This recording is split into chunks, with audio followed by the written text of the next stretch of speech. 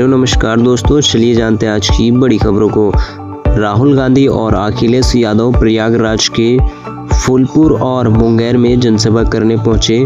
फूलपुर में दोनों नेताओं की संयुक्त रैली में हंगामा हो गया है। राहुल और अखिलेश के पहुंचते ही बेकाबू समर्थकों ने सुरक्षा घेरा तोड़ दिया और मंच की तरफ बढ़ने लगे। पुलिस ने रोकने की कोशिश की तो धक्का मुक्की हुई।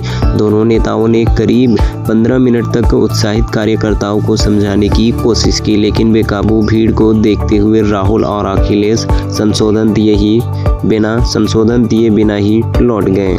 मौसम विभाग के मुताबिक मानसून अंडमान निकोबार पहुंच गया है। वहां यह 3 मई तक केरल पहुंच जाएगा। पिछले साल भी मानसून ने अंडमान निकोबार द्वीप समूह में 19 मई को ही दस्तक दी थी, लेकिन केरल में 9 दिन देरी से 8 जून को पहुंचा था। मानसून मध्य प्रदेश में 16 से 21 जून और राजस्थान में 25 जून से 6 जुलाई तक पहुंच सकता है।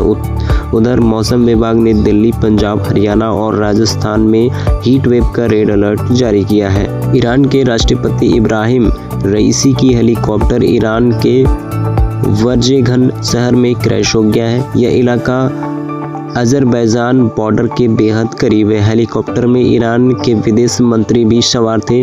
कोहरे, बारिश और ठंड की वजह से रेस्क्यू ऑपरेशन में परेशानी आ रही है। सड़क के रास्ते 40 टीमों को घटनास्थल की तरफ रवाना किया गया है। राष्ट्रपति इब्राहिम रईसी से कोई संपर्क नहीं हो सका है। दिल्ली के सीएम अरविंद केजरीवाल ने एएपी नेताओं के साथ भाजपा हेडक्वार्टर की ओर मार्च किया। हालांकि मार्च किसी बड़े नेता की गिरफ्तारी के बिना ही खत्म हो गया है। केजरीवाल ने कहा कि पीएम मोदी ने आम आदमी पार्टी को खत्म करने के लिए ऑपरेशन झाड़ू लॉन्च किया है। इसके तहत एएपी नेताओं को अरेस्ट किया जाएगा। चुनाव के बाद हमारे अकाउंट फ्रीज कर दिए जाएंगे, बाद में दफ्तर खाली कराए जाएंगे।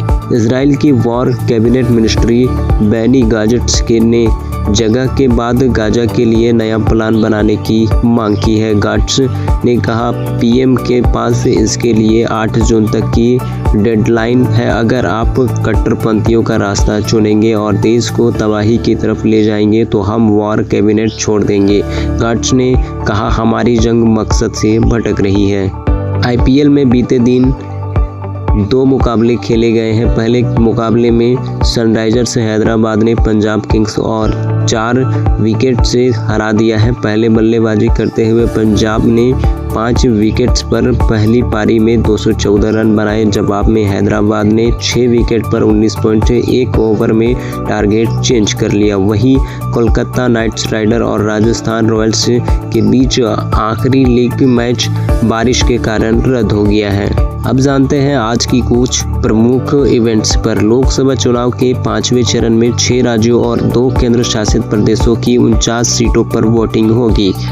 सुप्रीम कोर्ट में 3 नए आपराधिक कानूनों पर सुनवाई होगी। तीनों कानून 1 जुलाई 2024 से लागू होने वाली है। पीएम मोदी ओडिशा के पुरी में रोड शो करेंगे। इसके बाद ढेंकानाल और कटक में जनसभा करेंगे।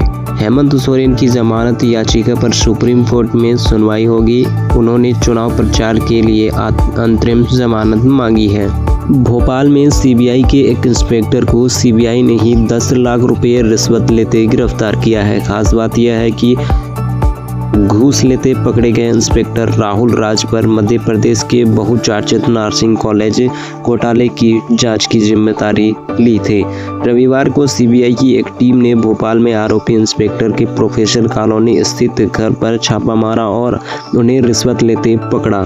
राहुल राज के घर से तलाशी में 7,88,000 रुपये नकदी और 100 ग्राम के सोने के बिस्किट भी मिले हैं। किर्गिस्तान की राजधानी बिश्केक में चल रहे उपद्रव में पाकिस्तान, बांग्लादेश के साथ ही राजस्थान के स्टूडेंट बड़े पैमाने पर फंसे हैं। दौसा, बांसवाड़ा सहित कई जिलों के रहने वाले छात्रों ने अपने परिवार वालों को वीडियो कॉल करके मदद मांगी है। वहां फंसे एक छात्र ने कहा कॉलेज प्रबंधक ने वीडियो कॉल करने को मना किया है। शाम होते ही लोकल स्टूडेंट हमला करने लगते हैं। 17 मई को ईडी ने दिल्ली शराब नीति केस में में 8वीं चार्जशीट दाखिल की है। इस चार्जशीट में अरविंद केजरीवाल और आम आदमी पार्टी दोनों को आरोपी बनाया गया है। देश के राजनीतिक इतिहास में ईडी ने पहली बार किसी पार्टी को आरोपी बनाकर मुकदमा शुरू किया है। अब ये सवाल उठ रहा है कि क्या किसी पॉलिटिकल पार्टी के खिलाफ मुकदमा चल सकता है। ईडी ने एएपी को आरोपी बनाने के पीछे क्या तर्क दिए हैं। दोषी साबित होने पर क्या एएपी की मान्यता रद्द हो जाएगी। भीलवाड़ा में घर में सो रहे परिवार पर अचानक छत भरा आ गिरी। मां बेटी की मौत हो गई है, दूसरी बेटी घायल हो गई है, पति बाल बच गया है। लाइट नहीं होने के कारण घटना से कुछ ही क्षण पहले पति बाहर टहलने निकला था। मामला भीलवाड़ा के बड़लियास इलाके का है। जम्मू कश्मीर के पहलगाम में जयपुर से घूमने गए पति पत्नी पर आतंकवादियों ने हमला कर दिया है। यानेर इलाके के एक रिसोर्ट में शनिवार को हुए फायरिंग में दोनों घायल हो गए हैं। उन्हें अनंतनाग में जेएमसी हॉस्पिटल में भर्ती कराया गया है। जम्मू कश्मीर पुलिस के मुताबिक जयपुर की फरहा खान 35 वर्षीय और उनके पति तबरेज खान 38 वर्षीय को बस से उतरने के बाद गोली मारी गई। जमशेदपुर के परसूडी थाना अंतर्गत बारीगोड्डा निवासी 38 वर्षीय पंकज दास का शव रविवार सुबह घर से थोड़ी दूर पर बिजली के टावर पर फंदे से लटका मिला। पंकज ने चादर के सहारे फांसी लगा ली थी। स्थानीय लोगों ने पंकज का शव दिखा और उनकी पहचान कर परिजनों को सूचित किया, जिसके बाद स्थानीय लोगों की मदद से शव को टावर से नीचे उतारा गया। सूचना पाकर पुलिस भी मौके पर पहुंची और शव को कब्जे में लेकर पोस्टमार्टम के लिए भेज दिया। झारखंड के कोडरमा लोकसभा और गांडिया विधानसभा उपचुनाव को लेकर कल आज 20 मई को मतदान होना है। पूरे लोकसभा क्षेत्र के 2252 बूथों पर सुबह 7 बजे से शाम 5 बजे तक मतदान होगा। चुनाव की सारी तैयारी पूरी कर ली गई है। वहीं सुरक्षा का पुख्ता इंतजाम किया गया है। मतदान के लिए मतदान कर्मियों को उनके बूथ और इलेक्ट्रल पर रवाना किया जा रहा है। गिरिडीह कॉलेज, विवाह भवन और झंडा मैदान स्थित डिस्पैच सेंटर से मतदान कर्मियों को आवश्यक सामग्रियों के साथ रवाना किया गया है। हरियाणा, पंजाब और चंडीगढ़ में भीषण गर्मी पड़ रही है। हरियाणा के 5 जिलों में मौसम विभाग ने हीट वेव का रेड अलर्ट जारी किया है। इनमें महेंद्र, रेवाड़ी, सिरसा, भिवानी और चरखी दादरी शामिल हैं। गर्मी के कारण सूबे का अधिकतम तापमान सामान्य से 4.5 अधिक पहुंच गया है। वैसे इन दिनों 41 डिग्री के करीब दिन का तापमान रहता है। हरियाणा, पंजाब, चंडीगढ़ और हिमाचल प्रदेश में वोटिंग की तारीख नज़दीक आते ही सियासी गतिविधियां तेज हो गई है। चारों जगहों पर स्टार प्रचारक पहुंचने लगे हैं। आज भाजपा के राष्ट्रीय अध्यक्ष जेपी नड्डा हरियाणा के करनाल पहुंचे। यहां उन्होंने जमकर कांग्रेस पर निशाना साधा है। कहा कि राहुल गांधी देशद्रोही है। वह जेएनयू में देश विरोधी नारे लगाने वाले के समर्थन में पहुंचे थे। वहीं उनकी मां सोनिया गांधी ने आतंकवादियों के लिए आंसू बहाए हैं। वहीं कांग्रेस के रोहतक से उम्मीदवार दीपेंद्र हुड्डा ने BJP candidate doctor Arvind Sharma पर हमला किया है। कहा कि जनता ने अरविंद शर्मा को 5 साल दिए, लेकिन उन्हें धन्यवादी दौरे तक का समय नहीं मिला। काम की बात तो बहुत दूर है। पुलिस ने फेसबुक पर पुराने सिक्के बेचने के नाम पर लॉटरी के बहाने 3.50 लाख रुपए की ठगी करने के आरोपी को गिरफ्तार किया है। आरोपी बलदेव सिंह पुत्र रेशम सिंह 37 वर्षीय निवासी खानपुर थाना गोपालगढ़ को साइबर सेल की तकनीकी सहायता और आम सूचना के आधार पर फर्जी विज्ञापन डालकर लोगों से ठगी करने के आरोप में गिरफ्तार किया है। फर्रुखाबाद लोकसभा सीट के लिए एक बूथ पर फर्जी मतदान करने का वीडियो सामने आया है। एटा की अलीगंज विधानसभा क्षेत्र के बूथ संख्या 343 में एक लड़का भाजपा प्रत्याशी मुकेश राजपूत के पक्ष में 8 वोट डालने का वीडियो बनाता है। एक के बाद एक फर्जी मतदान करता है। वीडियो वायरल होने पर जिला प्रशासन ने एटा के थाना नया गांव में एफआईआर दर्ज कराई है। आगरा में ताजमहल के पास एक मस्जिद में युवती की हत्या कर दी गई है। मस्जिद के अंदर उसकी अर्धनग्न लाश मिली है। चेहरा कुचला हुआ है, शरीर पर भी चोटें के निशान हैं। पुलिस रेप के बाद हत्या की आशंका जता रही है। शव को पोस्टमार्टम के लिए भेज दिया गया है। मौके पर पुलिस फोर्स तैनात किया गया है। लोकसभा चुनाव को देखते हुए मुख्यमंत्री नीतीश कुमार 20 मई यानी कि आज बेतिया आएंगे। वाल्मीकि नगर लोकसभा क्षेत्र से एनडीए समर्थित जदयू उम्मीदवार सुनील कुमार के लिए हाई स्कूल मैनाटांड के खेल मैदान में सुबह 11 बजे चुनावी सभा को संबोधित करेंगे। प्रधानमंत्री नरेंद्र मोदी 2 दिवसीय बिहार दौरे पर सोमवार यानी 20 मई यानी आज पटना पहुंच रहे हैं। पीएम के प्रस्तावित कार्यक्रम को लेकर ट्रैफिक व्यवस्था बदली रहेगी। प्रशासन की ओर से रूट चार्ट जारी किया गया है। इस दौरान अग्निशमन, एम्बुलेंस, मरीजों के वाहन एवं वाहन न्यायिक कार्य से जुड़े वाहन, चुनाव कार्य से जुड़े वाहन और पास धारक वाहनों की छूट रहेगी।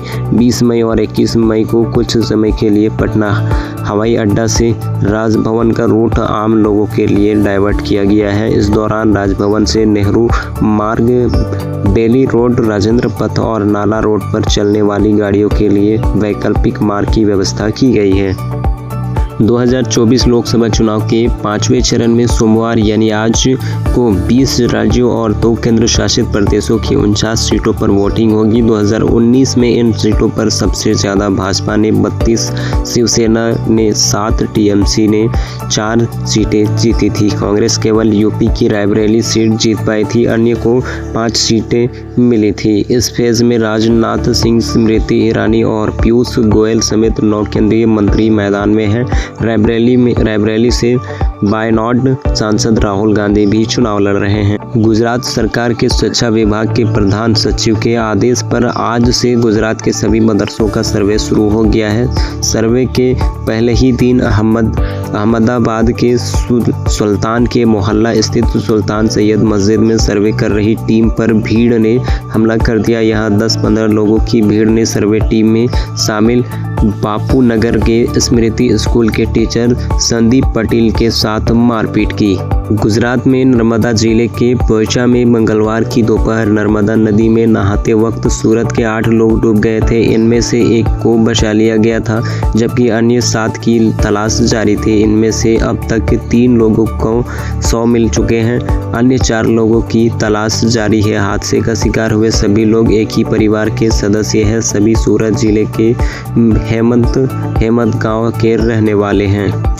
10 मई को केदारनाथ धाम के कपाट खोलने के बाद से बड़ी संख्या में श्रद्धालु केदारनाथ धाम पहुंच रहे हैं। बीते 8 दिनों में 2,15,930 श्रद्धालुओं ने बाबा केदारनाथ के दर्शन कर लिए हैं, जिसमें से 10,070 श्रद्धालुओं ने हेली सेवा के माध्यम और 47,806 श्रद्धालुओं ने घोड़े पंचरों के माध्यम से दर्शन किए हैं। इसके अलावा 1,420 श्रद्धालुओं ने डंडी और 1,851 श्रद्धालुओं ने कड़ी के माध्यम से बाबा श्री केदारनाथ के दर्शन किए हैं। इसके अलावा 1,54,775 श्रद्धालु अब तक पैदल ट्रैक रूट से केदारनाथ धाम के दर्शन कर चुके हैं।